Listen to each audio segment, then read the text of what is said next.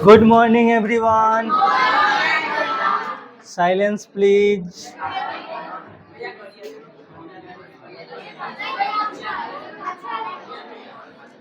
ये पीला T shirt वाला फर्स्ट बेंच पे बैठेगा और वो भी फर्स्ट बेंच पे बैठेगा कल से। और अभी अगर छटपटाएगा तो खड़ा रहेगा पूरा क्लास, इसलिए अभी मत छटपटाओ। हाँ, एक पेन या फिर कोई एक्स्ट्रा कुछ है तो दे दीजिए। चलो, पिछले क्लास में हम लोग नाखून क्यों बढ़ते हैं के लेखक हजारी प्रसाद द्विवेदी जी का पूरा परिचय हम लोग देखे थे। आज इस चैप्टर यानी कि इस कहानी को हम लोग को पढ़ना है, अच्छे से समझते हुए चलेंगे हर एक लाइन के। नाखून क्यों बढ़ते हैं चैप्टर का नाम है, जैसा कि आप लोग देख पा रहे होंगे। इस चैप्टर के लेखक हैं हजारी प्रसाद द्विवेदी। हजारी प्रसाद द्विवेदी, इस चैप्टर के लेखक हजारी प्रसाद द्विवेदी। उनका जन्म हुआ था 1907 में, मृत्यु 1979। ठीक है, 7 ही है। मृत्यु 1979 में हो गई। अगर इनकी उम्र देखी जाए कितने वर्ष के ये थे तो 72 वर्ष की आयु में इनकी मृत्यु हो गई। ठीक है, ये कौन कौन कॉलेज में प्रोफेसर बने थे? चंडीगढ़ यूनिवर्सिटी में, काशी हिंदू विश्वविद्यालय में, और एक और कौन था? लखनऊ विश्वविद्यालय। ठीक है, उसके बाद और क्या था? कुछ नहीं, और भी बहुत कुछ था। हाँ, पुरस्कार मिला था। भारत सरकार कौन सा पुरस्कार दिया था? पद्म भूषण। भारत सरकार कौन सा पुरस्कार दिया? पद्म भूषण। ये दोनों अलग अलग पुरस्कार होता है, एक पद्म भूषण और एक पद्म विभूषण। ये दोनों अलग अलग होता है। ठीक है, तो दोनों को सेम नहीं समझिएगा, पद्म भूषण और पद्म विभूषण। हजारी प्रसाद द्विवेदी जी को कौन सा मिला था? पद्म भूषण। उसके बाद एक और कोई पुरस्कार इनको मिला था, डिलीट नहीं, डिलीट। एक साथ में। चलो, इस चैप्टर को हम लोग शुरू करते हैं। नाखून क्यों बढ़ते हैं? बच्चे कभी कभी चक्कर में डाल देने वाले प्रश्न कर बैठते हैं। बात सही है, जो छोटा बच्चा होगा वो गजब गजब सवाल पूछेगा। तो उसी तरह एक बच्चा है जो पूछ रहा है कि नाखून क्यों बढ़ते हैं, आखिर क्या कारण है कि नाखून बढ़ता है। छुटकन से सवालों गजब करता है, ये कहाँ से आया, वो कहाँ से आया, ये कैसे हुआ, वो कैसे हुआ, क्योंकि उसको तो उतना कुछ समझ में आता नहीं। आप लोग को कोई चीज़ अगर बताया जाए तो हाँ ये चीज़ ऐसे होता है, ठीक है, उसको एक बार बताइएगा फिर पूछेगा तो फिर ये कैसे हुआ, तो फिर ये कैसे हुआ। तो इसी तरह से बच्चे कभी कभी चक्कर में डाल देने वाले प्रश्न कर बैठते हैं। अल्पज्ञ पिता बड़ा दयनीय जीव होता है। जो पिता होता है बच्चा का वो बहुत दयावान होता है। आजकल के पिताजी तो उठा के पटक देंगे इसमें कहा जा रहा है कि जो पिता होते हैं वो बहुत दयावान होते हैं। अब छोटा बच्चा अगर कोई सवाल पूछा है तो ऐसा थोड़ी है कि उसको डांट करके भगा दिया जाएगा। बहुत तो कोई बच्चा ऐसा बोलता है कि उसका आवाज़ सुन कर ही सब मोहित हो जाता है, तो छोटा बच्चा है। ठीक है, आगे देखें। मेरी छोटी लड़की ने जब उस दिन पूछ दिया कि आदमी के नाखून क्यों बढ़ते हैं। छोटी एक बच्ची है जो सवाल कर रही है कि नाखून क्यों बढ़ते हैं। ठीक है, आगे देखिए। तो मैं कुछ सोच ही नहीं सका। ये उस बच्ची के पिता जो हैं वो भाव व्यक्त कर रहे हैं कि मेरी एक बच्ची जो सवाल कर बैठी कि नाखून क्यों बढ़ते हैं, तो कोई जवाब हम नहीं दे पाए। आगे, हर तीसरे दिन नाखून बढ़ जाते हैं। बच्चे कुछ दिन तक अगर उन्हें बढ़ने दें तो माँ बाप अक्सर उन्हें डांटा करते हैं। जैसे छोटा बच्चा सब होता है उस सब का नाखून बहुत तेज़ी से बढ़ता है और वो नोचता भी तो पूरा खखोर देता है। छोटकन सब का नाखून बहुत तेज़ी से बढ़ता है। कौन है? हाँ साइलेंस, चलो शांत रहो। और ज़्यादा आप ज़्यादा अगर नाखून बड़ा हो जाएगा तो घर पे तो डांट पड़ता है, सब पड़ता है, यहाँ भी पिटाई भी लग सकता है। हर सोमवार को नाखून चेक होता है स्कूल में, आप लोग का तो नहीं पता, कभी किसी दिन सर जी देख लिए तो पीट देंगे। तो इसलिए नाखून जो है, नाखून काटने के लिए बोला जाता है बार बार। तो वही इसमें कहा जा रहा है कि अगर उन्हें बढ़ने दिया जाए, उसे काटा न जाए, तो माँ बाप अक्सर उन्हें डांटा करते हैं। अगर नाखून नहीं काटते हैं तो उनको डांट पड़ेगी। आगे देखिए, पर कोई नहीं जानता कि ये अभागे नाखून क्यों इस प्रकार बढ़ा करते हैं। ये अभागा है, इसको बार बार काटते हैं फिर आ जाता है, बार बार काटते हैं फिर आ जाता है, इसलिए अभागे शब्द का प्रयोग किया गया। काट दीजिए, वे चुपचाप दंड स्वीकार कर लें। अब नाखून को काट दे रहे हैं तो एक तरह से दंड ही दिया जा रहा है नाखून को। तो काट दीजिए, वे चुपचाप दंड स्वीकार कर लेंगे। नाखून क्या है, दंड स्वीकार कर लेता है, कोई बात नहीं, हमको काट दिया, हम फिर बढ़ जाएंगे। पर निर्लज अपराधी की भांति फिर छूटते ही सेंध पर हाजिर। मतलब फिर अगर थोड़ा 2-4 दिन हो जाएगा फिर से बढ़ जाएगा। आखिर ये इतने बेहया क्यों हैं, बेशरम बेहया क्यों है, नाखून के बारे में बोला जा रहा है। कुछ लाख ही वर्षों की बात है जब मनुष्य जंगली था, वनमानुष जैसा, उसे नाखून की जरूरत थी। कुछ लाख ही वर्ष पहले, कुछ लाख वर्ष पहले इंसान जो क्या था, हम लोग भी साइंस में पढ़ते हैं कि पहले हम लोग के जो पूर्वज थे कुछ लाखों वर्ष पहले, वो पहले बंदर की भांति हुआ करते थे। वो जानवरों को मार करके खाते थे, एक जगह से दूसरे जगह, खाना बदोश थे। हिस्ट्री ये सब में पढ़ते होंगे। खाना बदोश का मतलब कि खाने के लिए एक जगह से दूसरे जगह जाना। तो उन लोगों को नाखून की जरूरत पड़ती थी, जो खतरनाक जानवर होते हैं उनसे रक्षा के लिए नाखून की जरूरत पड़ती थी। लेकिन आज के समय में हम लोग को नाखून की जरूरत नहीं है। महिलाओं लोग को हो सकता है, इस सब को तो नहीं है ना, इधर झगड़ा करने में काम आएगा। चल साइलेंस, शांत रहो। ओए हो गया, हो गया। तो अभी नाखून का जरूरत नहीं पड़ा है। वही कहा जा रहा है कि कुछ लाख वर्ष पहले की ही बात है, मनुष्य जंगली था, वनमानुष था, यानी वन में रहने वाला, जंगल में रहता था, तो उसे नाखून की जरूरत थी। उसकी जीवन रक्षा के लिए नाखून बहुत जरूरी थे। जीवन रक्षा के लिए यानी कि जंगल में अगर है तो जंगल में खतरनाक जानवर सब भी रहेगा, कब कौन आ जाएगा पता नहीं, तो उससे रक्षा के लिए भी जरूरी था। असल में वही उसके अस्त्र थे। उस समय के जो लोग थे उनका जो अस्त्र था वही नाखून ही उनका अस्त्र था बचाव के लिए। दांत भी थे, क्या था, दांत भी थे, पर नाखून के बाद ही उनका स्थान था। जैसे नाखून भी था और दांत भी था, लेकिन पहला अस्त्र नाखून, दूसरा अस्त्र दांत। ठीक है, तो नाखून के बाद ही उनका स्थान था। दांत का स्थान कब था, नाखून के बाद। दूसरा स्थान था दांत का, पहला स्थान था नाखून। ठीक है, आगे देखते हैं। उन दिनों उसे जूझना पड़ता था, प्रतिद्वंदियों को पछाड़ना पड़ता था। नाखून उसके लिए आवश्यक अंग था। उन दिनों जब वो लड़ते थे, उन दिनों उसे जूझना पड़ता था, प्रतिद्वंदी यानी सामने से जो लड़ रहा है उसको पछाड़ना पड़ता था। नाखून उसके लिए आवश्यक अंग थे, सामने वाले को हराने के लिए या फिर भगाने के लिए। जैसे मान लो कोई छोटा बच्चा, उसको कुत्ता काटने आया, क्या करेगा वो, कुत्ते को काट लेगा। दांत अस्त्र हुआ। एक कोई वीडियो वायरल हुआ था कि कुत्ते को काट लिया था, सांप को भी काट लिया था, नहीं पता, कुत्ता वाला तो वायरल हुआ है। चलो, तो दांत, ओए शांत रहो। अगर मान लो उसके पास दांत नहीं होता तब नाखून का प्रयोग करता, या फिर अगर कमजोर बच्चा है तो रोने लगेगा। सीटीएस था वो, शांत रहो। तो उसी तरह उन दिनों जो सामने खतरनाक जानवर ये सब आते थे, उनको काउंटर अटैक करने में मदद मिलती थी नाखून और दांत से। क्या नाम है, हाँ स्टैंड अप, हाँ करा। हाथ में क्या लिया हुआ है, पेज फाड़ता है, तुम लोग पिटाता है छुटका सब। आज 11th में भी एगो को सुना है मन भर?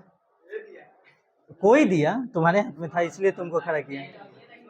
पेज, ओए शांत रहो, पेज नहीं फाड़ना चाहिए, क्लास में जंगल लग जाता है, अब पिटा जाता है वो सब को तो देखे हाथ में पेज लिए हुए बस, अब वो पेज कहाँ से लाया, किसके कॉपी से फाड़ा पता नहीं। कई को का कंप्लेन आया कि बुक का बस बाहर वाला खाम है, अंदर वाला सब पेज गायब। अब उसमें कहाँ गया वो सब पेज, फाड़ फाड़ के फेंक दिया एक ही को करके। बैठो, पेज नहीं फाड़ना है। आगे देखो, फिर धीरे धीरे वह अपने अंग से बाहर की वस्तुओं का सहारा लेने लगा। जो वो लोग थे, खाना बदोश थे, जो हम लोग के पूर्वज थे, जंगली लोग थे, वनमानुष लोग, वो धीरे धीरे अपने शरीर के अंग से बाहर वाली चीज़ों का इस्तेमाल करने लगे। जैसे मान लो पत्थर, ये सब से मुकाबला करने लगे, डंडा ये सब। उसके बाद आग से भी, जब आग का आविष्कार हुआ तो आग से पत्थर आगे रखते थे और पीछे डंडा लगा करके वो भाला टाइप का भी कुछ बना लिए। तो शरीर के अंग के बाहर की वस्तुओं का इस्तेमाल करने लगे। पत्थर के ढेले और पेड़ की डालें, देखो हम अभी बताएं, पत्थर की ढेले और पेड़ की डालें काम में लाने लगा। रामचंद्र जी की वानरी सेना के पास ऐसे ही अस्त्र थे। रामचंद्र जी का जो वानर सेना था, वानरी सेना, उनके पास कोई मॉडर्न हथियार नहीं था, वो यही पत्थर वाला सब और पीछे से डंडा लगाया हुआ भाला टाइप का हथियार था। ठीक है, आगे दे। और हनुमान जी के पास गदा था, वो कहाँ से आया? अच्छा, वो मतलब सेनापति जो बड़े बड़े योद्धा थे वो लोग के पास गदा ये सब था, बाकी जो छोटका सब उसके पास ऐसने हथियार था, कुल्हाड़ी रहा होगा पत्थर का। ठीक है, हाँ फिर आ जाता था। चलो आगे देखते हैं।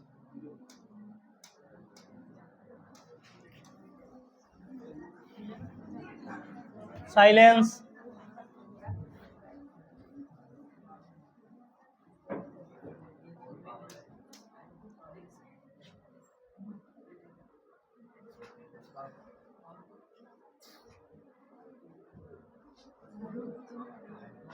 नहीं हो पाएगा,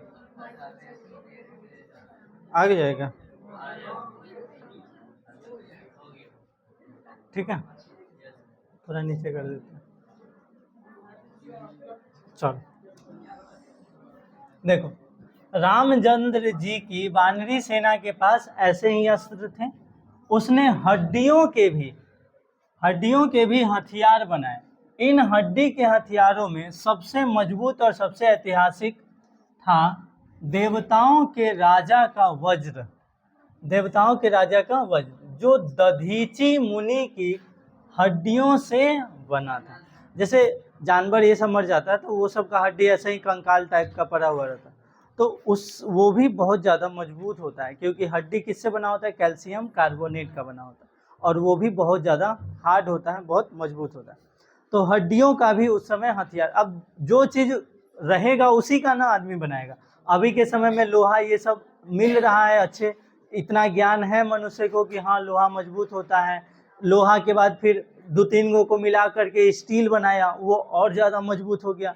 फिर उसके बाद आया तो और हाई कार्बन स्टील बना लिया, वो और ज़्यादा मजबूत होता है, कितनों गर्मी पड़ेगा वो पिघलेगा नहीं। उस पर, उसके ऊपर से आप ट्रेन चला दीजिए, उसको कोई फर्क नहीं पड़ेगा, हाई कार्बन स्टील। तो इतना ज्ञान हुआ, उस वजह से आज के समय में इतना आगे बढ़ा।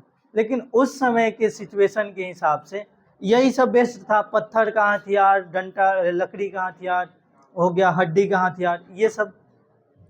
तो हड्डियों के हथियार में सबसे फेमस ये है, तो राजा का वज्र, राजा का क्या, और दधीची मुनि के हड्डियों से बना था। किस मुनि के हड्डियों से?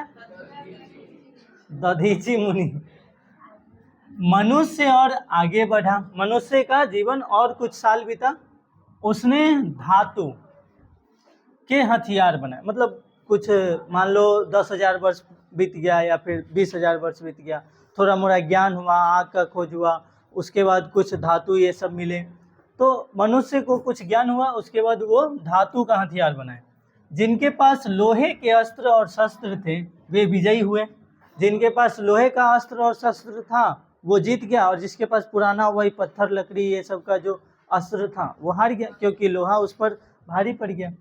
देवताओं के राजा तक को मनुष्यों के राजा से इसलिए सहायता लेनी पड़ती थी कि मनुष्यों के पास लोहे के अस्त्र थे। कहा यह जा रहा है कि जो देवताओं के राजा थे उनको मनुष्यों के राजा से मदद लेना पड़ता था, क्योंकि मनुष्य के राजा के पास लोहा का हथियार था और देवताओं के राजा के पास वही पत्थर और लकड़ी और हड्डी का हथियार था। ठीक है। असुरों के पास अनेक विद्याएं थी। असुर मतलब वही जिसको मारना है, नाश करना है, राक्षस लोग। ठीक है। पर लोहे के अस्त्र नहीं थे। असुरों के पास विद्याएं बहुत ज़्यादा थी। जैसे रावण प्रचंड विद्वान था, लेकिन उसके पास लोहा का हथियार नहीं था। तो असुर, हाँ, उस आजकल का फिल्म ये सब देखेगा तो उसमें तो कुछ बना दिया है। हमको ये चलते देखने एक अभी एक मूवी आया है कल की, उसमें पते नहीं चल रहा है कि मशीन है कि आदमी है। तीर धनुष लकड़ी का है, आगे से सुईलार, सोना के छोड़ो जाने दो।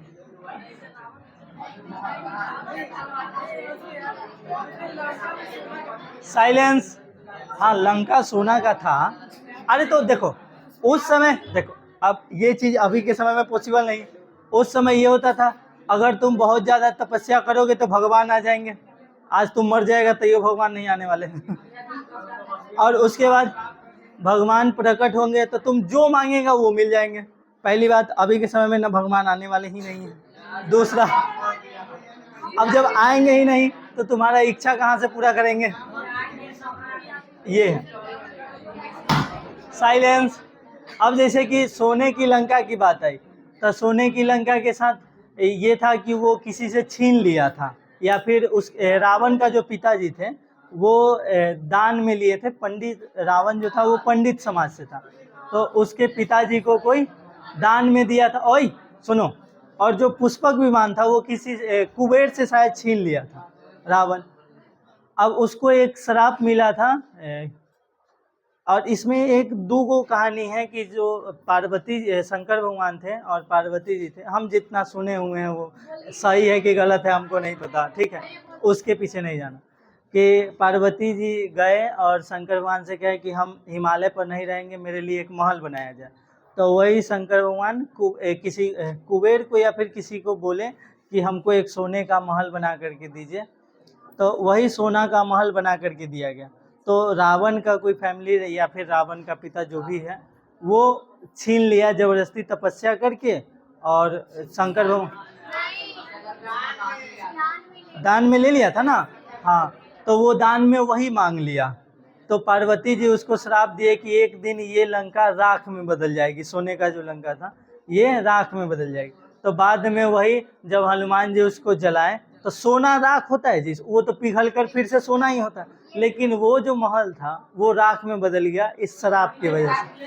अब पता नहीं क्या साइलेंस, इसके पीछे क्या साइंस है हमको नहीं पता। हाँ, तो ऐसा सुनो, तो ऐसा था कि अब जैसे कोई भी धातु होता है तो वो तो राख नहीं होगा, वो पिघल जाएगा फिर से दूसरा बन जाएगा, वही रहेगा। लेकिन अगर सोना राख में बदल गया तो ऐसा कहा जाता है कि वही श्राप था कि जिसके वजह से राख हो गया। राख हो गया तो फिर सोना कहाँ से होगा। चलो साइलेंस। देखो अब ये कहानी तुम लोग के सेम सिचुएशन पर डिपेंड कर रहा है। यहाँ पर बच्चा पूछ रहा है अजब गजब सवाल कि नाखून क्यों बढ़ते हैं, उसी तरह तुम लोग पूछ रहे हो अजब गजब सवाल उस समय इतना सोना कहाँ से आया। अरे सोना, सबसे पहले तो ये समझो कि सोना राख कैसे बन गया, आया वो दूर की बात है, वो राख कैसे बन गया। चलो साइलेंस, आगे देखते हैं हम। तो मनुष्य के पास, साइलेंस, मनुष्य के पास लोहे के अस्त्र थे, असुरों के पास अनेक विद्याएं थी। असुरों के पास अनेक प्रकार की विद्या थी, जैसे आजकल डाइन जोगिन चल रहा है, ऐसे भी दसई चढ़ा हुआ है। पर पर लोहे के अस्त्र नहीं थे। और जो लोग मैथ छाप रहे हैं वो तो पिटाएंगे, फिक्स है ये, इसलिए कॉपी बंद कर लो। शायद घोड़े भी नहीं थे, असुरों के पास घोड़ा भी नहीं था। आर्यों के पास ये दोनों चीजें थी। जो आर्य लोग थे, आर्य मतलब भारतीय लोग, ठीक है, भारत के एरिया के लोग जो इधर के हैं, उधर ईरान तक और इधर कंबोडिया तक, तो जो आर्य लोग थे इनके पास लोहे के अस्त्र भी थे और घोड़ा भी था। शस्त्र नहीं, घोड़ा का बात हो रहा है। ये दोनों चीजें थी। आर्य विजयी हुए, इसलिए आर्य क्या हुए, जीत गए। फिर इतिहास अपनी गति से बढ़ता गया। नाग हारे, सुपर्ण हारे, यक्ष हारे, गंधर्व हारे, असुर हारे, राक्षस हारे, यानी सब के सब हार गया। लोहे के अस्त्रों ने बाजी मार ली। इतिहास आगे बढ़ा। पलीते वाली बंदूकों ने, कारतूसों ने, तोपों ने, बमों ने, बम वर्षक वायुयानों ने इतिहास को किस कीचड़ भरे घाट तक घसीटा है, यह सबको मालूम है। देखो ये जो पलीते वाली बंदूक जो बोला जा रहा है, पलीता मतलब जो आग लगाते थे ना हम लोग बाहर से, उसको पलीता बोलते हैं। जैसे पुराना जमाना के अकबर बाबर ये सब का युद्ध देखोगे तो उसमें जो तोप था उसमें माचिस से आग लगाया जाता था तोप के पीछे, तो उसी को बोलते हैं पलीते वाली बंदूक। बंदूक में गोली भर दिए, ऐसे पकड़े हुए, पीछे से वो आग लगा आगे जाएगा, ठीक है, रॉकेट की तरह समझो एक तरह। और सुनो, आज के समय में साइंस सेम है, बस बाहर से जो आग लगाते थे अब वो नहीं होता है, अब बंदूक का जो ट्रिगर होता है वही आग लगा देता है। तो साइंस अभी भी वही है, चल वही रहा है, बस तरीका बदल गया है, ठीक है। उसके बाद देखो कैसे कैसे आगे बढ़ा है, इतिहास कैसे कैसे आगे बढ़ा है वो सुनो। सबसे पहले देखो, लोहे के अस्त्रों ने बाजी मार ली। पलीते वाली बंदूक, सबसे पहले कौन सा बंदूक था, पलीते वाली। उसके बाद आया कारतूस, सुनो सुनो ओए, उसके बाद आया कारतूस। जो गोली के पीछे का जो खोखा होता है उसको बोलते हैं कारतूस, और उसी में बारूद भरा होता है, वो वही आग लगाता है। उसके बाद आया तोप, उसके बाद बम, उसके बाद बम वर्षक विमान वायुयान। उसके बाद इतिहास के इस बम वर्षक वायुयान अभी के समय में भी है। हाल फिलहाल कुछ दिन पहले देखे होंगे ईरान पर अमेरिका द्वारा बरसाया गया। तो किधर गया, इस कीचड़ भरे घाट तक घसीटा है, यह सबको मालूम है। वहां से युद्ध होते होते भगवान असुर होते होते आज तक बम वर्षक वायुयान तक पहुंच गया, ठीक है, कीचड़ भरे घाट तक घसीट लिया। नखधर मनुष्य, नखधर मनुष्य यानी जिसके पास नाखून हो, ठीक है, नखधर मनुष्य यानी कि नाखून वाला मनुष्य, अब एटम बम पर भरोसा करके आगे की ओर चल पड़ा। एटम बम यानी कि परमाणु बम, दोनों सेम होता है, एटम को हिंदी में परमाणु बोलते हैं, ठीक है। पहले एक कोई क्वेश्चन कर रहा था किसी से कि एटम बम और परमाणु बम में क्या अंतर है तो और वो बता भी रहा था, कुछ उतना याद नहीं है, कि एटम बम ऐसे होता है, परमाणु बम ऐसे होता है। गजब हाल है भाई एटम को हिंदी में परमाणु बोलते हैं। पर उसके नाखून अब भी बढ़ रहे हैं, मनुष्य के जो नाखून है अभी भी बढ़ रहे हैं, अभी भी हम लोग नाखून काटते हैं। अब भी प्रकृति मनुष्य को उसके भीतर वाले अस्त्र से वंचित नहीं कर रही है। मतलब मनुष्य के भीतर का जो अस्त्र है उसको उससे वंचित प्रकृति नहीं कर रही, वो सब सो गया। अब भी यह याद दिला देती है कि तुम्हारे नाखून को भुलाया नहीं जा सकता, तुम वही लाख वर्ष पहले के नख दंताओ लंबी जीव हो। देखो नख का मतलब नाखून तो समझ रहे हैं, दंताओ लंबी यानी लंबे दांत वाला। हाथी का जो 2 दांत होता है ना लंबा, तो उस समय के मनुष्य का दांत लंबा लंबा होता था, ताकि क्योंकि जानवर लोग को खाते थे तो वो नुकीला दांत होता था। हम लोग का जो दांत है, सुनो, शाकाहारी जो लोग खाते हैं उनका दांत चौड़ा होता है, और जो मांसाहारी खाने वाले होते हैं उनका दांत नुकीला होता है।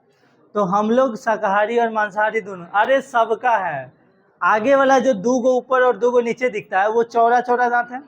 उसके साइड में जो इधर 2 गो और इधर 2 गो रहता है वो नुकीला रहता है। कोई भी चीज को फाड़ना होता है तो इधर से चीरने वाला साइड में लाते हैं ना यहाँ पे, उसके बाद फाड़ते हैं। जैसे गन्ना, ओए गन्ना छीलने के टाइम। ठीक है, आगे देखो, सुनो।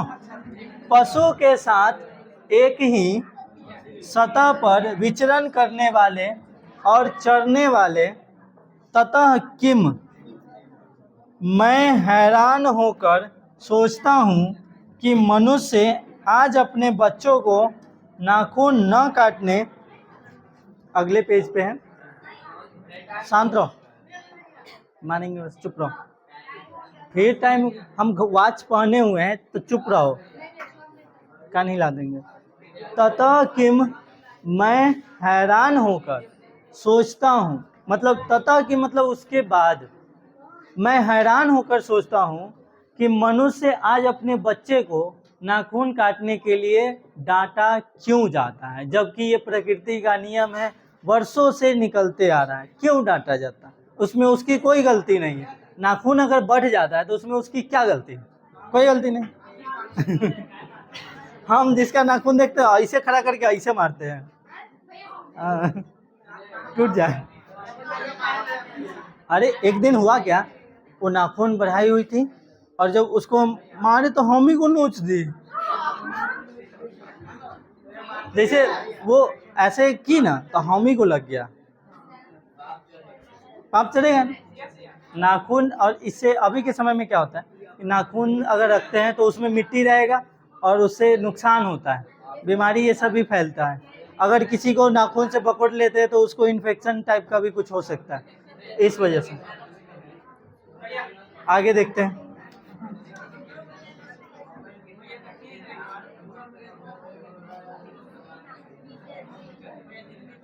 चलो देखो, यहाँ देखो, अभी वो बाद में देखेंगे। वो यहाँ देखो, कौन बोल रहा है जी, देखो इधर, के लिए डांटता है, ठीक है।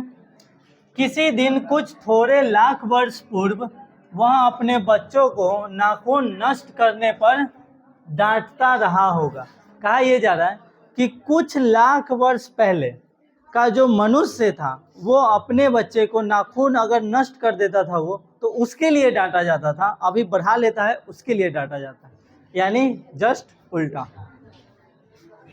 लेकिन प्रकृति है कि वह अब भी नाखून को जिलाए जा रही है और मनुष्य है कि वह अब भी उसे काटे जा रहा है। कह रहे हैं कि प्रकृति वह है कि मनुष्य को अभी भी नाखून बढ़ाया जा रहा है और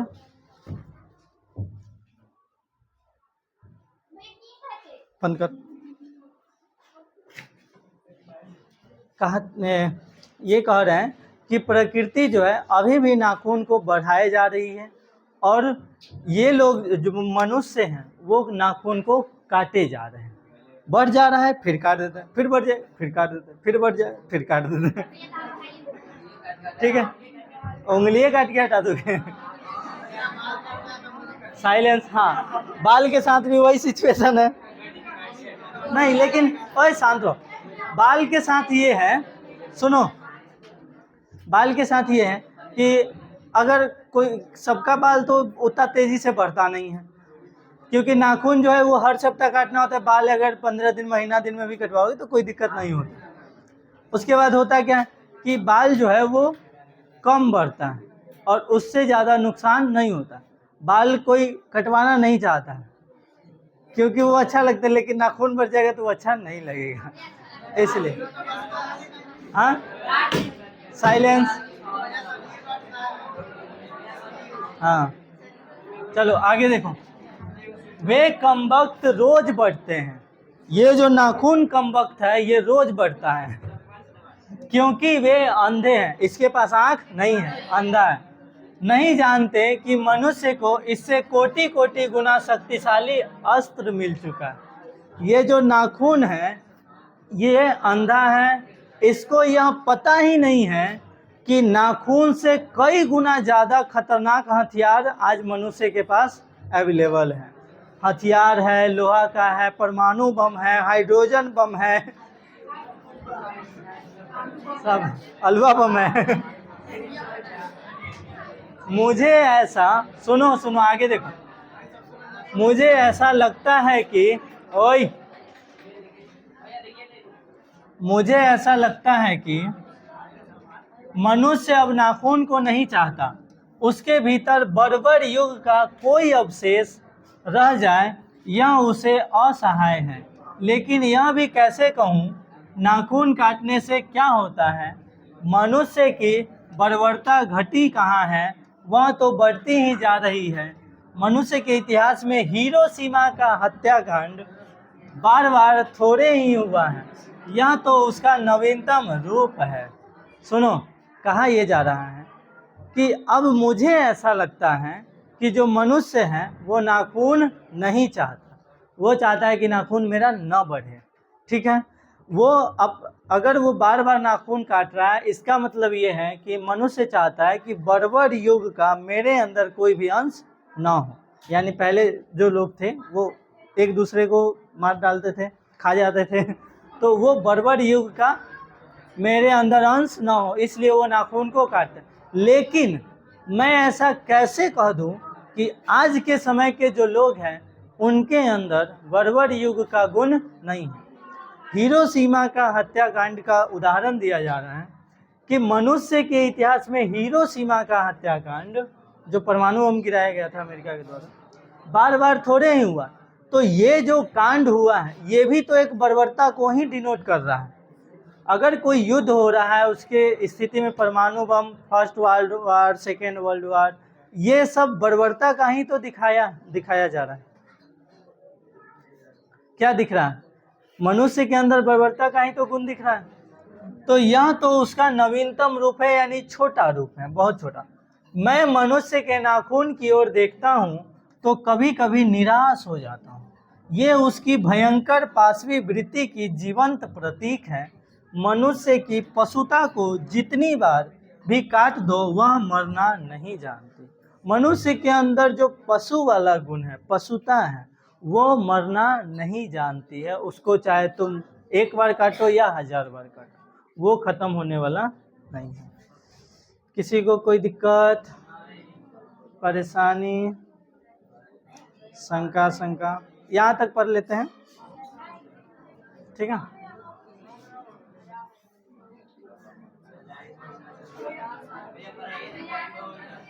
चिचियाओगे तुम लोग, हमको पता है टाइम हुआ है कि नहीं।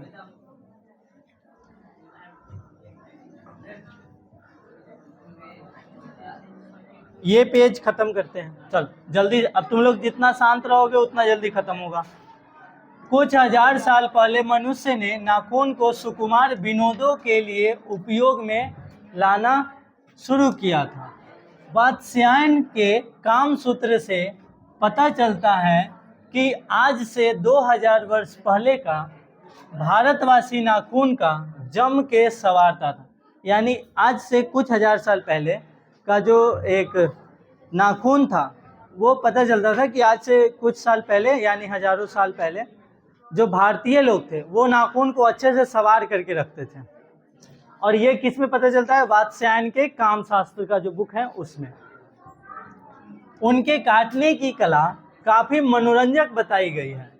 त्रिकोण, वर्तुलाकार, चंद्राकार, दंतुल आदि विविध आकृतियों के नाखून उन दिनों विलासी नागरिकों के न जाने किस काम आया करते थे।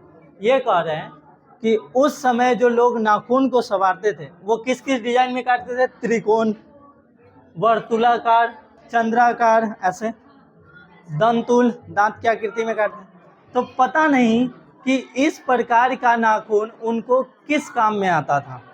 ठीक है, ये वो कह रहे हैं।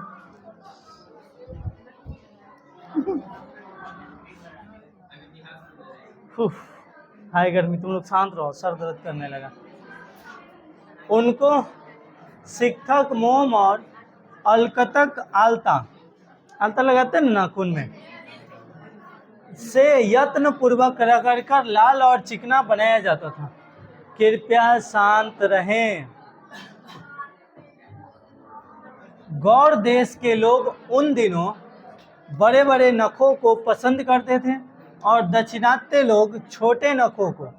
अपनी अपनी रुचि है देश की भी और काल की भी, लेकिन समस्त अधोगामिनी वृत्तियों को और नीचे खींचने वाली वस्तुओं को भारतवर्ष ने मनुष्योचित बनाया है। यह बात चाहूँ भी तो भूल नहीं सकता। इसमें कहा जा रहा है कि उस समय के जो लोग थे, भारतीय लोग थे, आज से हजारों वर्ष पहले, वो लोग अपने नाखून को कुछ कुछ डिजाइन में काटा करते थे, चंद्राकार, वर्तुलाकार और दंत की आकृति में, इस तरह से वो काटा करते, त्रिकोण में। तो पता नहीं उस समय जो नाखून की ये डिजाइनें बनी थी वो उनके किस काम में आता था, नहीं पता। उसके बाद कहा यह जा रहा है कि जो भारतीय लोग थे या फिर उस समय के जो लोग थे, जो गौड़ देश के लोग थे, गौड़ शायद पश्चिमी लोग को बोला जाता है, पता नहीं, वो बड़े बड़े नाखून को पसंद करते हैं और भारतीय लोग छोटे नाखून को पसंद करते हैं। ये दक्षिणात्य लोग, या फिर गौड़ मतलब उत्तर हो सकता है, तो उत्तर के जो लोग थे वो लंबे नाखून पसंद करते हैं और दक्षिण के लोग छोटे नाखून पसंद करते हैं। ठीक है, भारतवर्ष की मस्जिद बनाया है जो कि नीचे खींचने वाली, भूल नहीं सकता। ठीक है, आगे देखो। तुम लोग जितना शांत रहोगे उतना जल्दी खत्म होगा।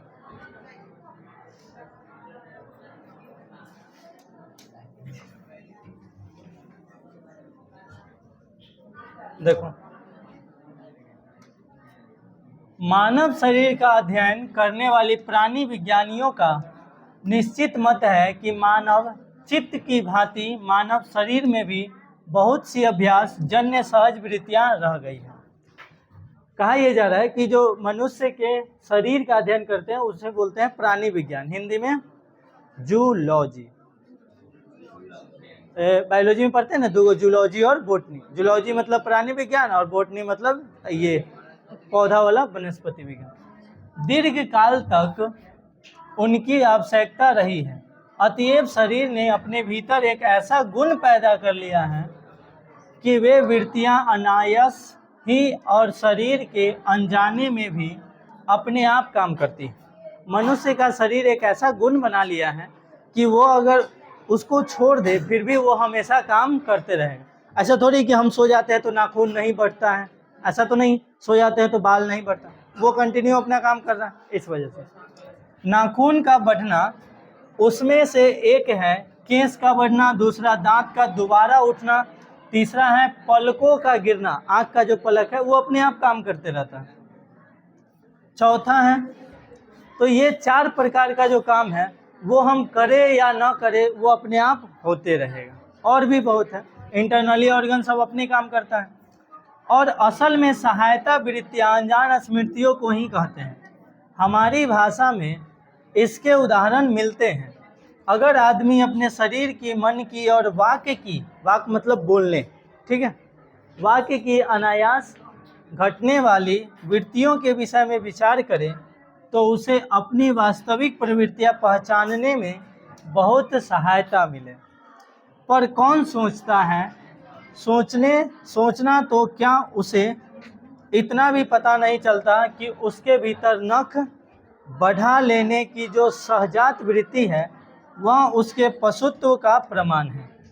मनुष्य को तो इतना भी नहीं पता कि उसके अंदर जो नाखून बढ़ने की प्रवृत्ति है वो किस चीज़ का गुण है, मनुष्य क्या कहते हैं, पशुत्व का गुण है, पशु वाला गुण है, जानवर वाला। उन्हें काटने, देखो पशु बोले तो नहीं हंसा, जानवर बोले तो हंस दिया, गजब हाल है।